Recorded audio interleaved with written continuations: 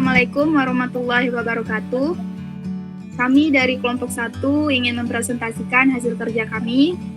Perkenalkan, dengan saya Febi Renita Bahari dengan NIM 12211524. Dengan saya Maulidia dengan NIM 12211345. Perkenalkan, nama saya Raffi Nugroho dengan NIM 12211521. Saya Muhammad Nuzaki Ahmad dengan NIM 12211366. Dengan saya Rizky Bergiawan dengan NIM 12211440. Selanjutnya akan dibacakan oleh saya sendiri. Latar belakang. Perancangan aplikasi penjualan baju thrifting koleksi Oesang berbasis web.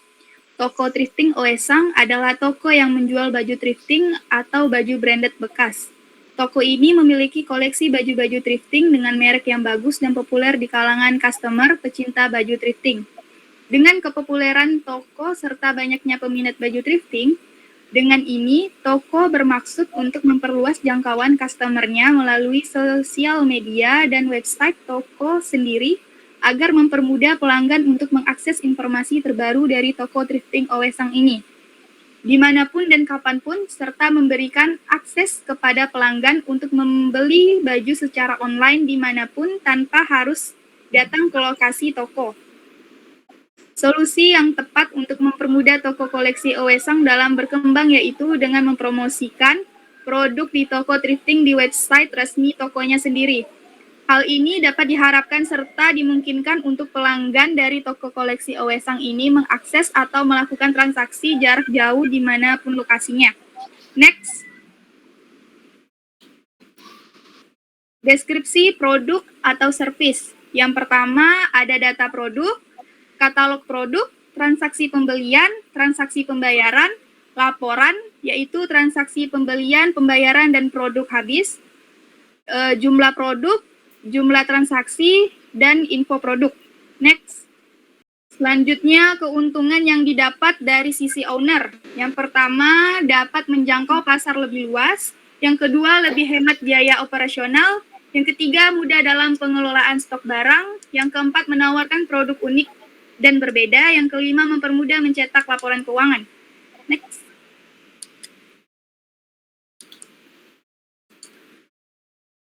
Keuntungan yang didapatkan dari sisi user ada 4. Yang pertama, mudah diakses, mudah lebih banyak pilihan, meningkatkan kreativitas dan gaya pribadi, dan yang terakhir, mudah dalam proses pembayaran. Selanjutnya akan dibacakan oleh Nurzaki. Proses bisnis. Ada berikut proses bisnis tersebut. Yang pertama, langkah pertama, pendaftaran pelanggan setelah masuk ke website thrifting koleksi Oesang.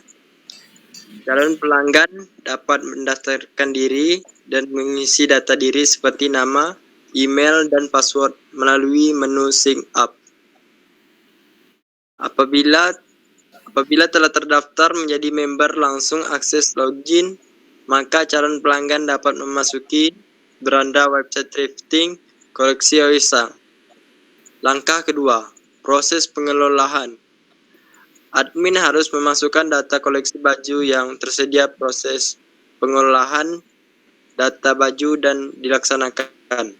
Langkah ketiga, proses pembelian. Pelanggan dapat memilih baju dan ukuran yang sesuai dengan yang diinginkan. Pelanggan dapat menggunakan fitur WhatsApp untuk menanyakan kondisi baju yang diinginkan. Langkah ketiga, proses pembayaran setelah pelanggan memilih baju yang diinginkan. Setelah itu, pelanggan melakukan proses pembayaran melalui nomor virtual account yang tersedia.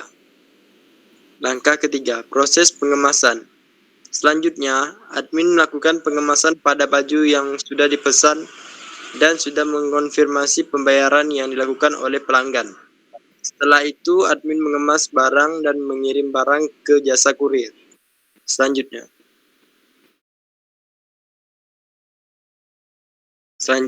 analisa kebutuhan sistem. Yang pertama, kebutuhan fungsional. kebutuhan fungsional dalam hal pelatihan karyawan dalam melakukan input. Dan yang kedua, kebutuhan non-fungsional. Perangkat-perangkat yang dibutuhkan untuk menciptakan sistem komputerisasi. Selanjutnya, analisa kebutuhan fungsional. Yang pertama, diperlukan perancangan sistem informasi baru yang terhubung dengan database perusahaan agar proses pembelian dapat berjalan dengan cepat. Dan yang kedua, diperlukan karyawan perusahaan yang profesional yang dapat melakukan proses pembelian agar tidak terjadi human error. Selanjutnya, apa itu yang dimaksud dengan ERD? ERD disebut juga dengan model atau ER atau R diagram. Sederhananya Entity and Relationship Diagram adalah salah satu jenis diagram yang sifatnya lebih struktural dan bisa menggunakan untuk dimanfaatkan dalam suatu desain, pada suatu database, ataupun pada sebuah business plan. Selanjutnya, berikut Entity Relationship Diagram ERD. Berikut contoh-contoh diagramnya. Entity Relationship Diagram ERD. Yang pertama, user memiliki role yaitu ID dan role. Lalu memilih baju dapat ada kategori, ID kategori, lalu input, lalu tem atau keranjang, melakukan belanja, terus melanjutkan transaksi, lalu melakukan pembayaran, output, belanja detail, dan proses pengiriman, output, dan detail pengiriman, atau nomor pengiriman dan ID baju. Selanjutnya disampaikan oleh Maulidia. Selanjutnya, apa itu yang dimaksud dengan UML? Diagram UML adalah notasi grafis yang digunakan dalam Unified Modeling Language untuk mempresentasikan aspek tertentu dari sistem perangkat lunak. Berikut adalah beberapa jenis diagram UML yang umum digunakan. Yang pertama, activity diagram, kemudian use case diagram. Selanjutnya, use case diagram. Kemudian bagian customer melakukan pendaftaran, kemudian mengakses website, kemudian customer dapat melihat detail produk, kemudian customer dapat menyimpan produk yang dipilih di keranjang, kemudian customer dapat melihat daftar pembelian, kemudian customer melakukan pembayaran. Menyimpan produk, kemudian melihat daftar pembelian, kemudian melakukan pembayaran dapat diakses setelah login. Kemudian bagian admin. Admin melakukan login, kemudian admin dapat mengelola data admin. Kemudian admin dapat mengelola input data pembelian, yaitu input data kategori baju, input data baju, kemudian input data anggota. Kemudian admin mengelola pembayaran. Admin menginput data pembayaran, kemudian menginput data pengiriman, kemudian menginput data belanja. Input data ini dilakukan, kemudian admin melakukan verifikasi pembayarannya. Kemudian admin dapat mengelola laporan. Admin mengelola laporan data baju, kemudian mengelola laporan pengiriman, kemudian mengelola laporan transaksi. Selanjutnya, activity diagram. Activity diagram, customer melakukan pendaftaran, kemudian sistem menampilkan halaman daftar, kemudian sistem menampilkan halaman login apabila customer sudah melakukan pendaftaran. Kemudian customer melakukan login, kemudian customer dapat mengakses website, kemudian sistem menampilkan halaman website, kemudian admin memasukkan seluruh data koleksi baju, kemudian sistem menampilkan seluruh koleksi baju, kemudian customer bisa memilih baju, kemudian melihat keranjang, kemudian ketika melihat keranjang, apabila sudah pasti ingin membeli baju, customer bisa melakukan pembayaran. Apabila customer tidak membatalkan produk, customer bisa menghapus data baju. Kemudian sistem menampilkan informasi belanja. Selanjutnya, customer melakukan pembayaran, kemudian customer mengirim bukti pembayaran, kemudian admin menerima pembayaran, kemudian admin melakukan packing konfirmasi, kemudian mengirim barangnya, kemudian customer menerima barang pesanan. Selanjutnya disampaikan oleh Haris. Oke, untuk materi selanjutnya yaitu teknik pengumpulan data. Untuk teknik pengumpulan data ini kita memakai dua teknik, yaitu dokumentasi dan wawancara. Untuk dokumentasi itu merupakan pengumpulan data dengan cara mencari data yang berhubungan dengan transaksi, yaitu catatan, transkrip, nota, laporan penjualan, dan laporan stok barang. Adapun wawancara merupakan dalam metode ini kami mewawancari salah satu owner yang bernama Adia Pinky Dipasti. Beliau adalah pemilik di koleksi usang, sehingga data yang diperoleh adalah data primer. Next.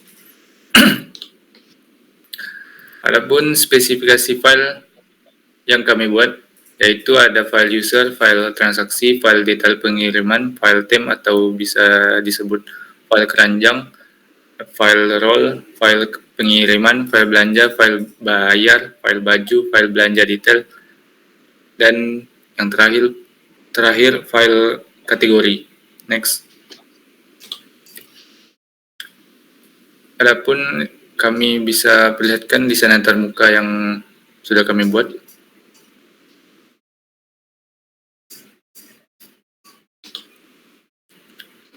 Kemudian struktur navigasi. Struktur navigasi ada dua, yaitu struktur navigasi user dan struktur navigasi admin.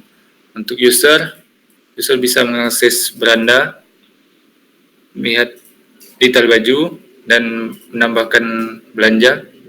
Kemudian user bisa melakukan belanja baju, kemudian bayar. User bisa mengakses profilnya dan bisa mengubah profil, dan user bisa melakukan logout. Oke, selanjutnya akan dijelaskan oleh Rafli. Struktur navigasi admin. Admin dapat menuju ke dashboard, kemudian ke kategori baju, terdapat tambah kategori, ubah dan hapus. Admin dapat menuju ke data baju, di data baju terdapat tambah baju, ubah dan hapus.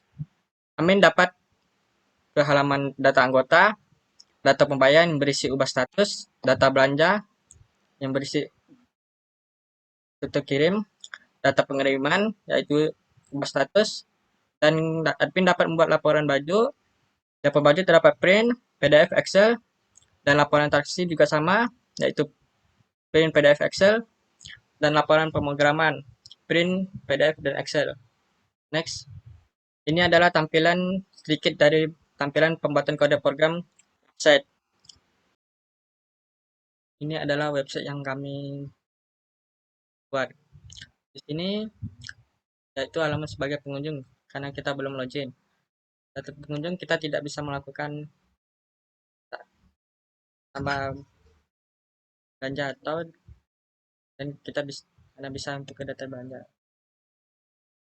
Kemudian kita akan mendaftarkan. Nah, yang pertama itu nama lengkapnya. Kami menambahkan nama saya AP dengan alamat dan pembangunan, dan alamat emailnya, yang akan kita gunakan sebagai login, lalu nomor teleponnya dan lakukan secara acak saja. Kemudian passwordnya kita akan menggunakan pas saja, kemudian ulangi, simpan.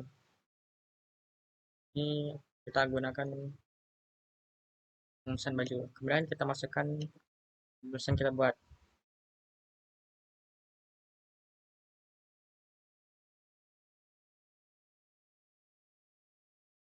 Dan untuk melakukan belanja bajunya, kemudian kita pilih baju yang ingin kita belanjakan. Yang ini kita akan memilih 2 baju. Kita hanya bisa melakukan satu belanja dalam setiap baju. Lalu setelah kita tekan itu, kita ke sini. Kemudian kita tekan klik pembayaran, belanja, lalu melihat ini kali. Lalu kita akan mengirim bukti pembayarannya, yaitu dengan cara kita masukkan ini untuk proses pembayaran. Setelah kita bayar, lalu kita akan memilih filenya. Di sini kita pilih gambar yang ingin kita kirim, pembayaran yang sudah kita bayarkan. Misalnya kita akan menekan ini saja, lalu kita tekan ubah bukti. Klik ini jika kita membatalkan pembelian ini, kita tekan ubah buktinya, ini berhasil diubah. Kemudian kita akan masuk sebagai admin untuk memprosesnya. Dan ya,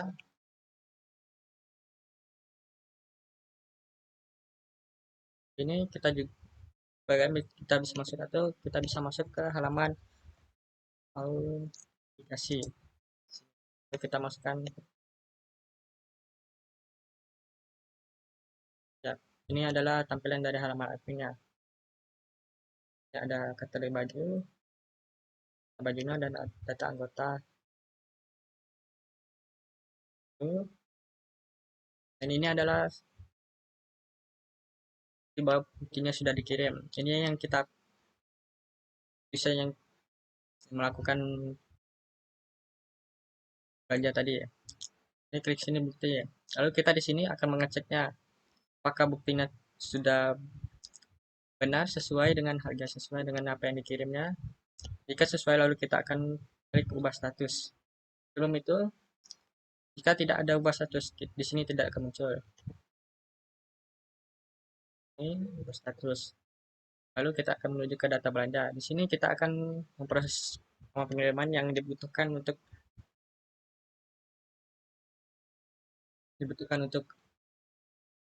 pengiriman barangnya. Di sini kita akan tulis ya, lalu kita akan kirim jika ingin mengirim barangnya. Prosesnya. Nah, di sini di data pengiriman kita akan diperlihatkan barang-barang yang dikirim ini ya, baju dengan baju yang sama dengan tanggal pengirimannya dan tanggal sampainya. Jika sudah dikirim, lalu kita akan tekan klik ini untuk mengubah statusnya jadi kirim. Jadi ya, keren. Next, pengujian black box testing adalah pengujian yang dilakukan hanya mengamati hasil eksekusi melalui data uji. Mengamati hasil eksekusi melalui data uji dan memeriksa fungsi dari perangkat lunak. Black box pengujian salah satu metode pengujian perangkat lunak yang menguji fungsionalitas aplikasi yang bertentangan dengan struktur internal atau kerja pengujian pada black box, berusaha menemukan kesalahan sebagai berikut. 1. Fungsi-fungsi yang tidak benar atau hilang. 2. Kesalahan interface. 3. Kesalahan dalam struktur data akses database eksternal. 4. Kesalahan kinerja. 5. Inisialisasi dan kesalahan terminal. Pengujiannya itu yang pertama, tesnya login, producer of tesnya, input nama pengguna dan sandi, objective of outcome menuju halaman utama. Yang kedua, tambah produk, kemudian input data produk, dan data produk bertambah sesuai inputan. 3. Teskisnya edit, kemudian klik tombol edit, kemudian dapat merubah data produk. Yang keempat, hapus produk, klik tombol hapus, muncul kotak dialog konfirmasi penghapusan. Yang kelima, daftar transaksi, klik menu transaksi, menampilkan daftar transaksi yang sudah dibayar atau belum dibayar. Next, simpulan. Dalam pembuatan website terdapat beberapa tahap pelaksanaan yang harus dilakukan, yaitu mengumpulkan dan analisa kebutuhan, desain sistem dan website, dan yang terakhir yaitu pembuatan prototipe. Rancangan pembuatan aplikasi e-commerce koleksi OS yang bertujuan untuk mempermudah para pelanggan atau konsumen dalam memenuhi kebutuhan pakaian. Manfaat dari aplikasi ini dibentuk lebih menarik dan mudah diakses, memudahkan penjual untuk memperluas jual beli produk. Next, saran. Berikut ada beberapa saran yang diharapkan dapat meningkatkan kinerja dan kesuksesan website desain, yaitu desain responsif. Pastikan website dapat diakses dengan baik melalui berbagai perangkat seperti komputer, tablet, dan ponsel pintar. Kedua, perhatikan penampilan visual yang menarik. Pastikan tampilan presentasi produk di situs web menarik yang mengundang minat pengguna. Yang ketiga, tingkatkan kecepatan situs. Optimalisasi kecepatan situs untuk memastikan pengalaman pengguna yang lancar dan mengurangi tingkat penggunaan situs. Sekian dari kelompok kami, kurang dan lebihnya mohon dimaafkan. Wassalamualaikum warahmatullahi wabarakatuh. From up here, the world seems small.